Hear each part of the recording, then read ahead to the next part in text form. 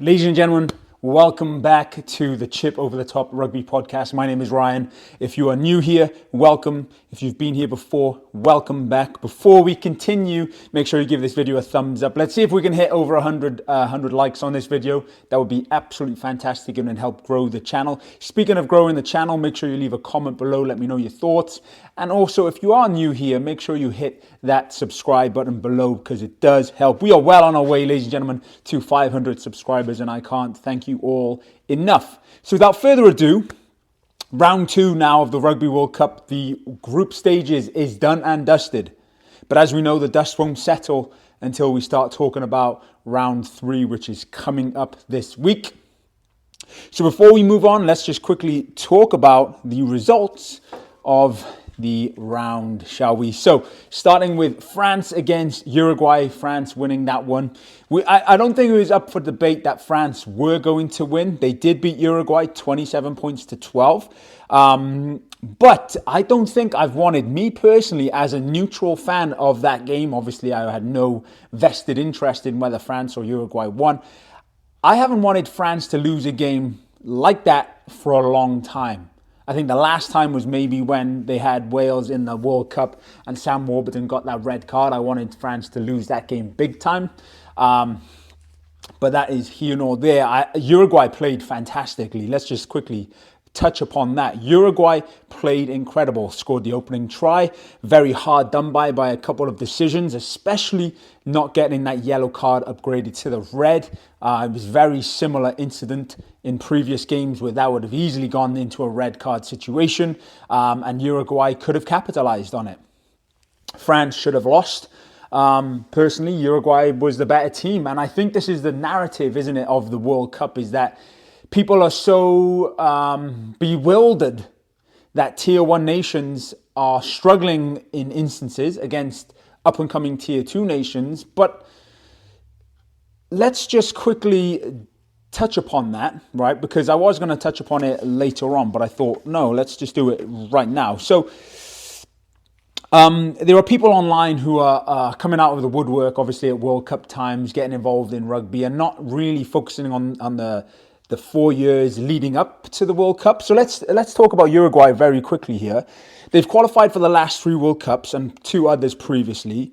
They have players in the France D2 league, which is the second league down from top 14. So good standard of rugby.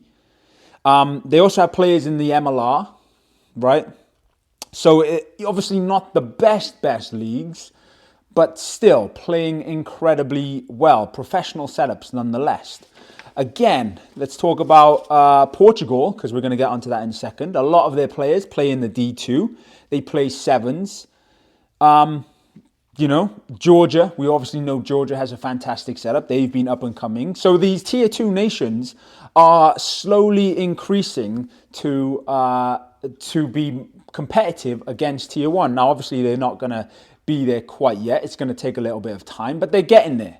They are getting there, and people are saying that there needs to be 2 World Cups in terms of like having 16 of the top teams and then 16 of the not so top teams playing in a separate league. And I disagree with that one.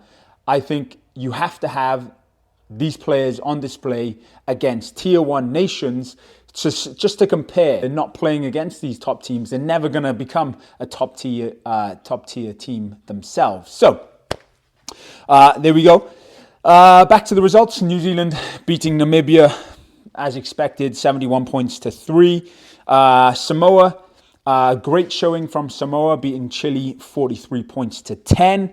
Wales beating Portugal with a bonus point, 28 points to 8. And then we had Ireland beating Tonga quite comfortably, 59 points to 16.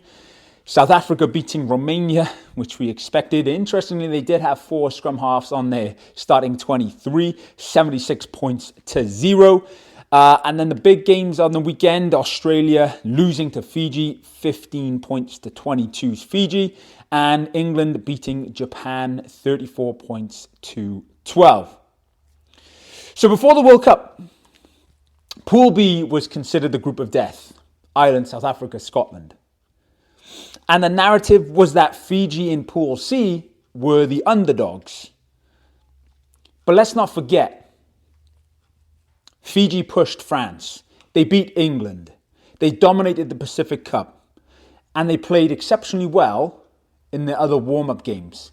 Fiji is no longer, or can no longer be considered, a Tier 2 team. They are playing week in, week out in the Super Championship, Super Rugby, against best players in New Zealand, best players in Australia, and some of the best in the Southern Hemisphere. And now you could argue that Pool C is also the group of death, especially now that Fiji beat Australia on the weekend. It is looking a lot more interesting. And as I touched upon it, look, the bridge between Tier 2 and Tier 1 has closed in some instances. In other instances, it is still far apart. You just look at New Zealand, Namibia. Look at South Africa, Romania. But the teams that are doing well, that are up and coming, Georgia, Portugal, Uruguay, they're holding their own against these Tier 1 teams. Now, there are obviously some disparity differences between the two, but you've got to play these top tier teams in order to progress and grow as a nation. And I was looking online, keyboard warriors saying that Eddie Jones now needs to be sacked. Warren Gatland and Wales were shambles against Portugal. But these people who are coming out with these big overarching statements are just looking for a headline. They're looking for a rise. But, and I said it, it's quite annoying. As someone who, look, I'm not a rugby pundit. I am a fan of rugby. I play rugby. And I played, I've been involved in rugby since I was 6 years old. There are some people who are online who've never probably played a game of rugby in their life, that are, typing away, coming up with all these nonsense statements and stuff like that, just looking for a headline. And I've said it. They're expecting things to be the exact same as it was 4 years ago, not anticipating that in 4 years, the countries like Portugal, Uruguay, Chile, Georgia, are staying where they're at. It's a flawed statement. It's a flawed mindset, because that is obviously not going to be the case. Every time you enter a World Cup, a team enters a World Cup, they get funding, they get money. How they spend that money is entirely up to them. But if they want the game to grow, they're going to invest in players. They're going to get a semi-pro team or a professional team. Take the Fijian Drua, for example, who are now playing, like I said, week in, week out against some of the best teams in the world at 15s. They're just going to constantly keep growing and developing as a nation. And I could argue that in the next couple of World Cups, we're going to see that more and more. And you need that in order for the growth of rugby to continue. Like, I already touched upon Uruguay, Georgia, and Portugal, right? Like, it's going to happen with other teams too. It's just a matter of time.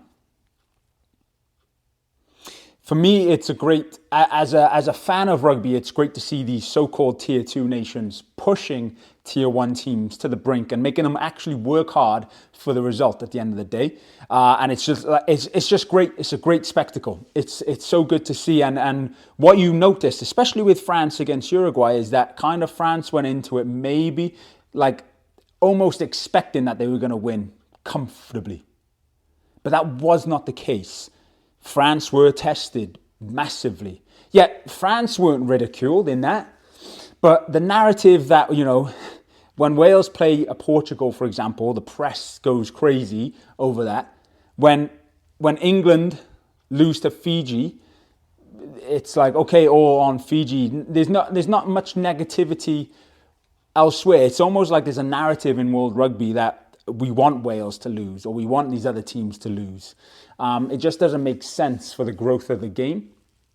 But anyway, let's before we talk about Wales v Portugal, let's quickly touch upon Australia v Fiji, because in this game now, Fiji put down a marker, much like they did against England when they beat them at home. But they couldn't quite do it against Wales, but they beat Australia for the first time in 69 years, 22 points to 15. In the process, throwing Pool C into the realm of death now, the pool of death, because there could be scenarios in which bonus points and losing bonus points will matter a great deal between the top three teams, Wales, Australia and Fiji. And that is why Fiji almost went for the penalty, or they went for the penalty at the end, which would have taken Australia out of that losing bonus point contention, putting Fiji on 6 points, keeping Australia on 5, and Wales ahead at 10, which could play a significant difference depending on how the next couple of weeks go in that group. Look, Fiji played very well, similar to how they played against Wales. I liked Tuisova at 12 with Radradra on the wing, but I think there was a little bit, a couple of penalties that went against Tuisova. He didn't necessarily look out of place. I think he played exceptionally well. There was a couple of high tackles that he made, a couple of penalties that went against him, but obviously he scored the try. So, there was a couple of times where Fiji, I thought, were very lucky not to get a yellow card. There was a shoulder charge instance on, I think, on the winger or one of the back players of Australia. You could argue that the first Australian try should not have been a try, given the nature of, it looked like he played the ball on the floor, but there was like a Fijian hand here and an Australian hand, and they both went this way with the ball. So take that as you will. Yeah, both played similar styles of rugby for the most part, and they were neck and neck statistically. Territory, possession were close. Meters carried, the runs, the set pieces were neck and neck. It was hardly a difference between them. And it was also good for me to see that Fiji have been working on their goal kicking, because obviously after losing months, they needed someone who could take the reins and slot some much needed penalties conversions. And you saw that in the first half. I thought he did very well as a goal kicker, and hopefully they will just keep building on that, because as we know, you need goal kickers in order to win games and in order to win World Cup games in particular. Australia bringing on Veni Valu at fullback made a big difference, and bringing Donaldson up to fly half. Maybe we'll see that from the offset when they play Wales, but who knows? Now, that was done and dusted. Let's move on to Wales v Portugal before we round off here. So, positives. World Cup experience for some young players and new partnerships. Obviously, Dav and Chris Chizunza at lock. We had Johnny Williams, Mason Grady at centre. Anscombe coming back, which was good to see. Good to see Real Dyer getting another shot. Lewis Rezamet on the other wing with a nice sweet finish against Portugal. That was quite funny, I thought. But yeah, I think the new partnership, obviously, Chunza and Dav Jenkins, both young, 20, 21, 22 years old, which did show in some line-out inexperience. They lost it a couple times, a bit of miscommunication, but nothing major. I think you bring in a vet like Will Rowlands, and that's going to surefire that up. Wales won 9 out of 12 lineouts. Solid scrum, 9 out of 12 wins. Penalty count was much improved. There was only 11 penalties on either side. Only downside, obviously, the negativity was the yellow card by Johnny Williams, which was quite cynical. And it was great to see Jack Morgan having to come in immediately and just as if he hadn't missed a beat. You know, Tommy Raphael, late change, unfortunately for him. Hopefully he will get some game time against Australia maybe. And that will be interesting to see how Warren Gatland decides on that. And yeah, overall, stats were in favour of Wales. Territory, possession, and usually those are deciding factors. We have meters carried 636 over 150 runs. There was 27 defenders beaten, and 97 rucks won by Wales. Some very good stats, but obviously people online were hoping that we would beat Portugal quite comfortably. And even though statistically it was a bonus point win is a bonus point win. We'll take that all day. I think any team in the World Cup would take that all day. But people, I think, were underestimating Portugal. We were expecting it to be easy. But don't forget, we made 12 changes to that Welsh team. Some boys getting their first World Cup appearance. So obviously there was going to be some ups and downs and some negatives. But before we move on to the negatives, I think Rio Dyer played exceptionally well. Faletau played outstanding, getting the late try and also saving that try, the try-saving tackle, where the Portuguese player broke through. Absolutely chased him down and prevented that try, which was fantastic. And obviously, Captain Jack Morgan coming through with the player of the fucking match. incredible performance by him. So let's quickly look at the negatives. Me personally, I was really looking forward to the Johnny Williams-Mason Grady partnership at 12 and 13. But if you look at Wales, there was quite a few disconnects. So in how Wales are playing, they have the three forwards in a sort of pod, but it's kind of spread out. And then you have a first receiver at the back door. There was a couple of instances, handling errors where the front receiver, it was either Chunza, for example, or Dav Jenkins. There was just, and Anscombe was hanging a little bit too far back. He wasn't close enough. So when you throw the no-look behind the back and he wasn't there to receive it, that happened a couple of times, which made it so that you couldn't get the 10, 12, 13 phase play moving. But when it did work, it did work. Johnny Williams got over the gain line a couple of times. Mason Grady didn't really get much ball, which was quite unfortunate. There, I was really hoping he would do something against Portugal here. Maybe we'll see him in Australia off the bench, or maybe we'll see a Johnny Williams and Mason Grady combo against Georgia again. Who knows?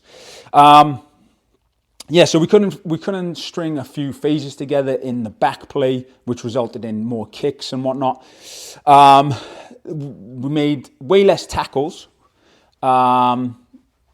Defending, we couldn't really get over the gain line as good as we did against Fiji, which I think was a little bit disappointing. Maybe, again, that 10, 12, 13 combo, not playing with each other for a long time. Anscombe coming back for the first time in a while as well.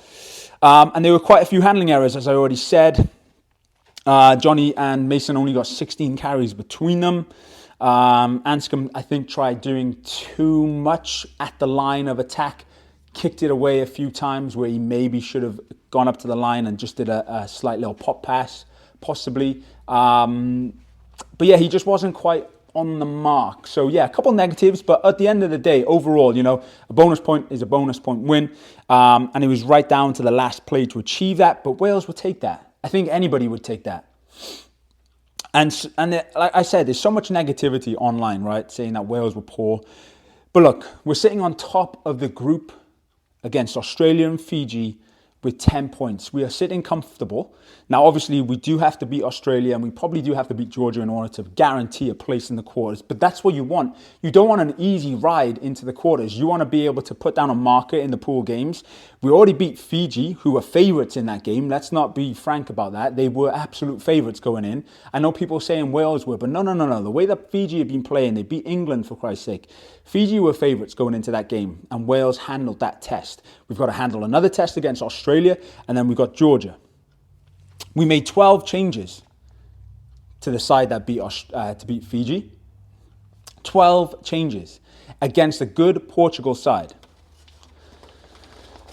Look, it is what it is at the end of the day, but I honestly thought that was a good win for Wales. There's a couple of handling areas, a couple of issues, like I said, but we'll take it. So I think Warren Gatland now has a couple big decisions to make against a big Pool C game against Australia.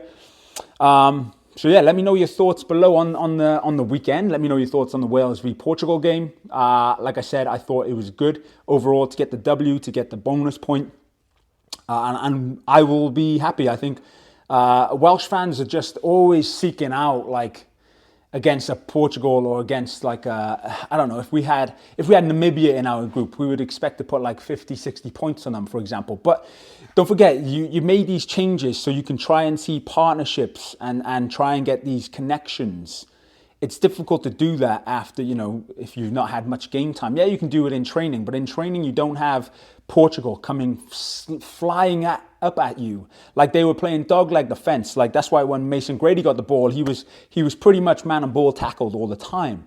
It was very hard for them to get through the gain line when Portugal are coming up so ferociously in defense, right? And much like when we played Fiji, it was very similar on that regards. Obviously a little bit better handling maybe between 10, 12 and 13. Obviously bigger Nick Tompkins and George North, far more experienced than Anscombe, Williams and Grady in that 10, 12, 13 combo. So yeah. In other exciting news, Scarlets played the Barbarians back home in a Bennett sort of memorial match, which I thought was pretty cool. Scarlets did win 33 points to 19. Some good news for Wales. Ieuan Lloyd, who's moved over from the Bears, playing at fly half, did very well. Plumtree scoring his first try for the Scarlets as well. We know what he's capable of after seeing him in the World Cup warm-up games for Wales. So that's good prospects. If Plumtree or one of them have to be called up, I think they'll do very well. And that's great news for Wales going forward, especially with the Six Nations not that far away, because we are September 18th right now, and Six Nations is in 4 or 5 months. So with that being said, let me know your thoughts below. Let's see if we can get this video to 100 likes. Make sure you give this video a thumbs up and subscribe for more content. I will be uploading a Wales v Australia team that I would pick based on the first 2 games. And so let me know your thoughts on that as well. Diolch Yn Fawr, ladies and gentlemen. Thank you very much for watching the round 2 review. Diolch Yn Fawr. Peace. Cheers.